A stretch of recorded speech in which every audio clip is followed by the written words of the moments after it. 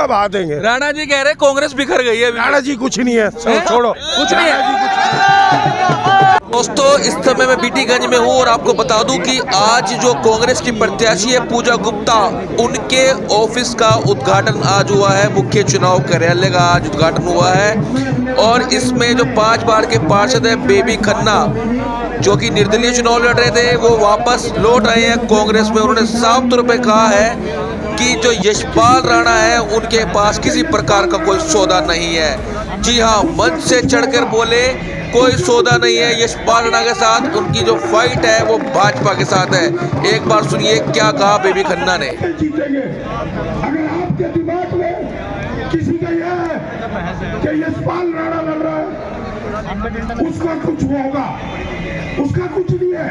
मैं आपको बताना चाहता हूँ, अभी मैं बहुत मंच को बताऊंगा, उसके पास कुछ नहीं है। आज हमारी लड़ाई भाजपा से है। मैं भाजपा के प्रत्याशी से ये पूछना चाहता हूँ। इस मौके पर लोगों ने पूजा गुप्ता का फूल मालों के साथ स्वागत करा और उन्हें जीत की शुभकामनाएं दी।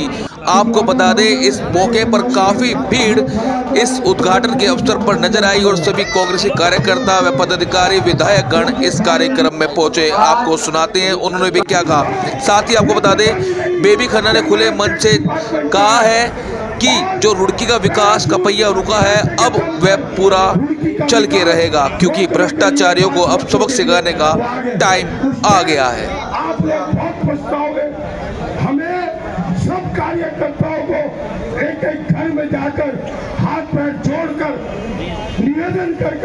आप देखते हैं कांग्रेस का दामन फिर से थाम लिया है। बेबी खन्ना ने बीच में नाराज होकर चले गए टिकट ना मिलने से, और आज फिर से पूजा गुप्ता जी के साथ अपना समर्थन दे दिया है और बोल रहे हैं कि भाई इनके साथ जाऊंगा और घर घर वोट मांगूंगा।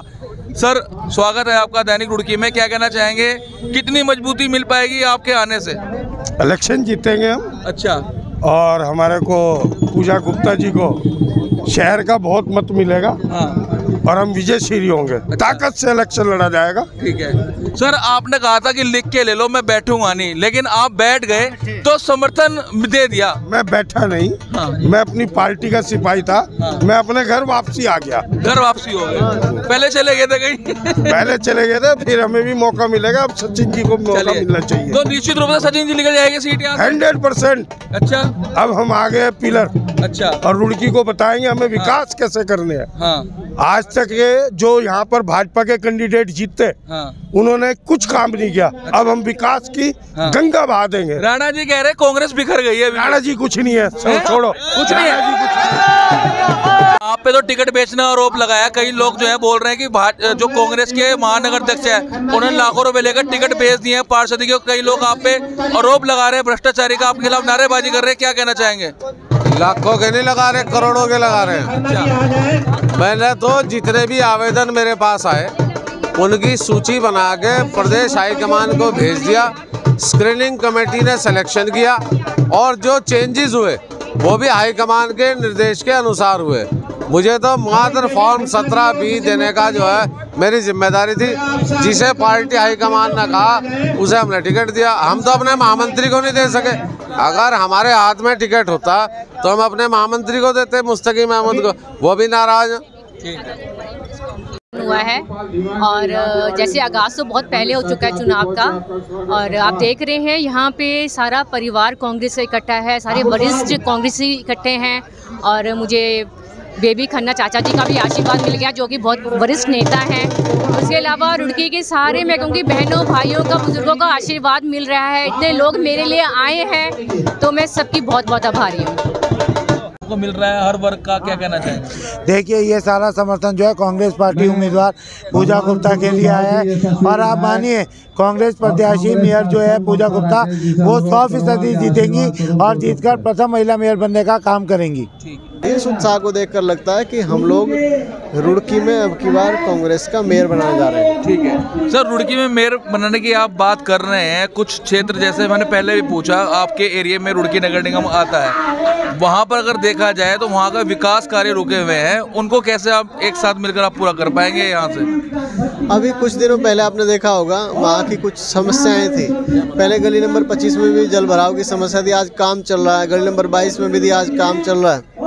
और जो स्काईवर्ड स्कूल था उसके सामने भी दिक्कतें थी, वहाँ भी आप काम गतिमान है, कार्य गतिमान है। तो ऐसा नहीं, जितनी भी समस्याएं हम एक एक करके समाधान धीरे धीरे कर रहे हैं। ठीक। और आप देख रहे हैं कि जिस तरह का जन सैलाब पूजा गुप्ता जी के लिए आया है, कांग्रेस के प्रत्याशी के लिए आया है कि एक तरफा जीत बहन पूजा गुप्ता जी की यहाँ से होने जा रही है। चुनाव लड़ रहे हैं, उनको लेकर क्या कहेंगे आप? देखिए, पहले तो मैं भाई रविंद्र खन्ना जी का धन्यवाद करती हूँ, उन्हें बधाई देती हूँ कि उन्होंने सही समय पर सही फैसला लिया है।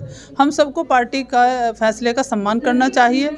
आपने बात की यशपाल राणा जी के बारे में। यशपाल राणा जी पहले भी मेयर का चुनाव लड़ चुके हैं और विधायक का चुनाव लड़ चुके हैं। अब बहन पूजा गुप्ता जी को पार्टी ने अपना उम्मीदवार बनाया है, तो मेरा ये मानना है यशपाल राणा जी को अपना समर्थन देते हुए बहन पूजा गुप्ता जी के अपना आशीर्वाद, सहयोग, समर्थन देना चाहिए था, लेकिन वो उनका फैसला है। आप देखिए, विचारों की लड़ाई है।